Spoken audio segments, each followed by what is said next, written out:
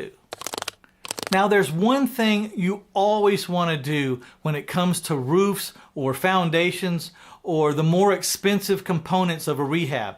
You always want to get at least 3 bids. Please, ask me how I know about this. Now, the times that I haven't gotten 3 bids, I've probably always paid more. Why would anyone not get 3 bids? Well, it's simple. We as AAA entrepreneurs sometimes are moving so fast or have so little time, we've compressed our day so tight that we simply don't have the time or won't slow down enough to get 3 bids. And believe me, that moving fast that we do as AAA entrepreneurs costs us money all the time. Now, I don't know exactly where the graph in the chart where the 2 lines meet, but somewhere we got to slow down a little bit so we can quit losing money for all the mistakes we're making for moving too fast. And this is one of the prime reasons.